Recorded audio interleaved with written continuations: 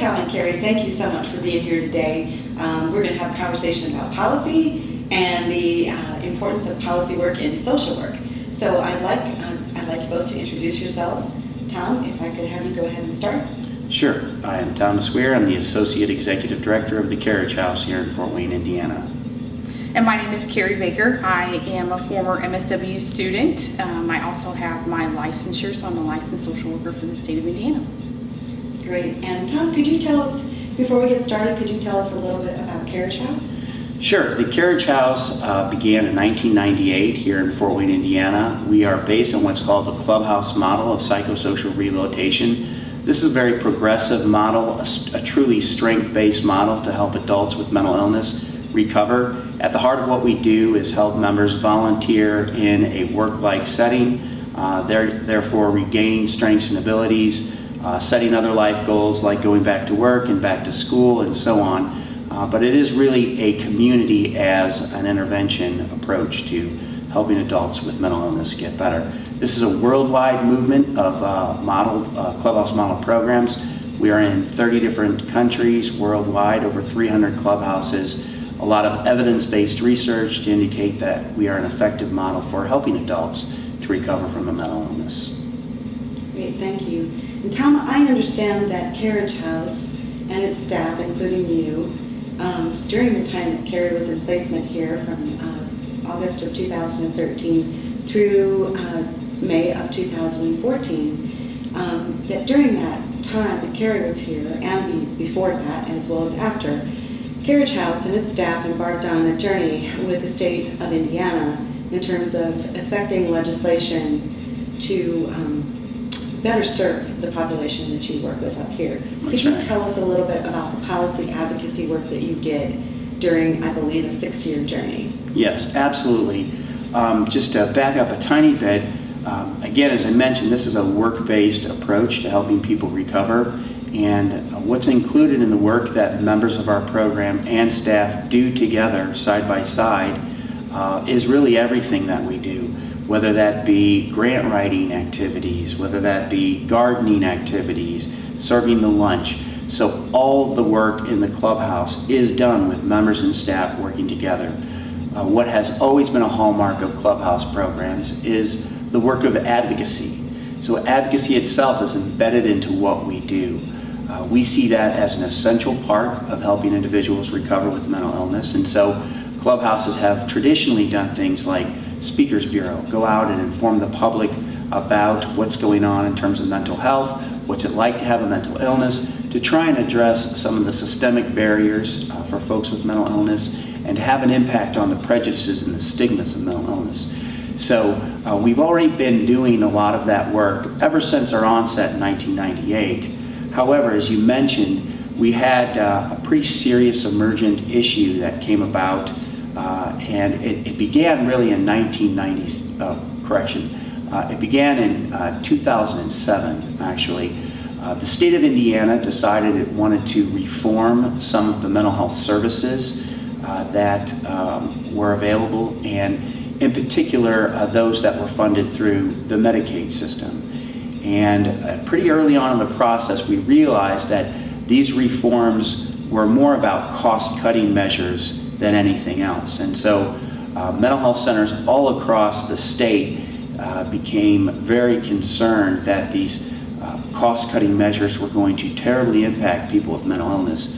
We realized that clubhouse programs like ours here in Fort Wayne, the Carriage House, as well as the dozen others that we were working with in our state, were going to be pretty much defunded as a part of this process. So we began to do some advocacy as we had been doing already. The kind of advocacy that we focused on was legislative initially. We did a lot of legislative work in terms of trying to inform folks about our issue and to see if we could impact things from a legislative side. We also did a lot of advocacy on the administrative side. And so this has been a 6-year battle for us. And there have been a lot of ups and downs in that process. But certainly we've had a lot of interns during that time. When Kerri arrived on the scene, we were engaged in primarily the finishing elements of our advocacy program. With a new administrative change in the governor's house here in Indiana, we had some new players that were listening a little bit more closely to our plight, and so we were able to influence them a little bit more to pay attention to our needs, but they needed a lot of education about what mental health services are like, what the clubhouse model is like, and why it was important for them to fund it. And so that's where Kerri kind of came in her practicum. And can you tell me about when Kerri was here, and we're going to come to you in a moment, Kerri, but when Kerri was here, can you tell me how you converse with her, how you help to illuminate these challenges as well as your policy advocacy efforts? Absolutely. It was a very trying time in Indiana for anybody suffering from mental illness and the mental health policies that were in play here. It was pretty easy to point out the multiple ways that members of our community, people with mental illness, were being impacted, primarily through a lack of a whole lot of services, including traditional case management services that were cut terribly, horrible access to Medicaid anyway, so that people couldn't afford to get services, as little as they may be.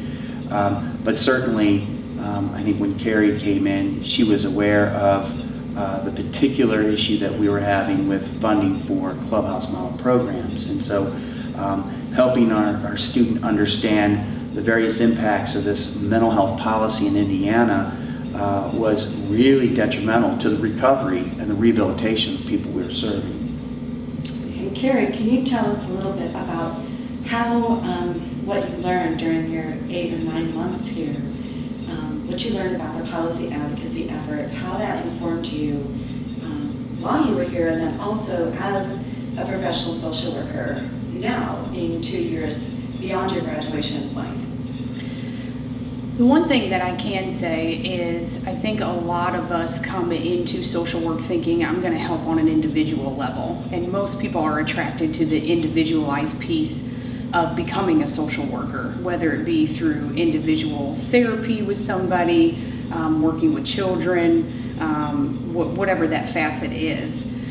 Being at the clubhouse, I was able to be exposed to this whole idea of macro level social work that I think a lot of social workers are afraid of.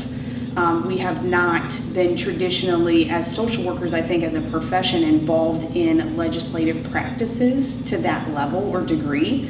And I think even as a society and state and federal legislators are starting to kind of come around to the idea of an MSW being a part of that process.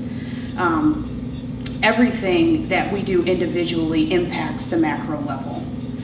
If you are providing services through the clubhouse model individually by working alongside with a member of the clubhouse, if that funding would have gotten cut, there's no more sense of belonging for that person. And us as members of the clubhouse trying to implement this evidence-based practice wouldn't be around to do it because there's no financial source for that to thrive.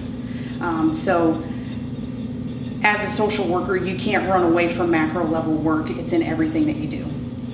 Great. So if you have, and I'll ask this question of each of you from your own vantage points, Kerri, if you could, and through this video you'll be speaking to a number of agency field instructors, can you leave with them your words of wisdom for how they can encourage their students at the BSW and MSW levels to really engage their students in learning about macro level practice within their setting? The only way to engage, in my mind, is to expose. You, as a field instructor, have to expose the student to the macro level piece of it. Get them integrated in doing activities or observations or assignments that put the person in the MSW program in the position to learn about macro level social work. In my experience, in my practicum with Tom, that's exactly what he did. I was part of Speakers Bureau. I went to their meetings. I worked alongside with clubhouse members that were preparing their speeches to give to the public about their experiences and how the clubhouse provides them a sense of belonging and doesn't make them believe or feel that they are an oppressed population. They are just like everybody else. It's a support system. So as a field instructor, if you don't actively immerse the student in that practice, then it just reiterates the individualized piece or the micro level. So just expose. Great. And Tom, words of wisdom that you would like to share with other field instructors about actually how to encourage that policy, macro practice level work with your students? Absolutely. You know, field instructors, students alike, I think, you know, I remember being a student achieving my master's degree in social work, and the professors and the emphasis was, okay, this is social work, this is person in environment kind of approach. And you know, I remember hearing that, you know, this is, the macro piece was going to be an essential element to what my practice was like. I really had no idea at the time how true that was going to be. If we really are a person in environment kind of approach, then we have to deal with the environmental parts of where our clients are. And I think it really is just digging a little bit deeper behind the individual that's sitting with you in your office and asking, okay, yes, there are some individual issues here to address, but asking those other questions, in what ways are our clients being influenced environmentally?